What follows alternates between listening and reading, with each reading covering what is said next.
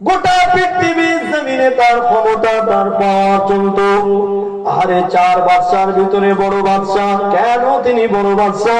যেমন মানুষের উপরে তার পাওয়ার চলতো, তেমনি জিন জাতির উপরে তার পাওয়ার চলতো, ক্ষমতা চলতো।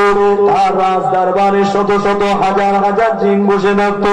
এ যুবকেরা, তরুণেরা, এমন করে ফিলিস্তিনের জমিনে যে মসজিদটা আছে, জেরুজালেমে যে মসজিদ আছে, মসজিদুল আকসা, পৃথিবীর কোন মানুষ বানায় নেব। ওই মসজিদটা পয়গম্বর নিজে দাঁড়িয়ে থেকে হাজার হাজার জিন দিয়ে বানিয়েছিল। দুনিয়ার কোন মালিক।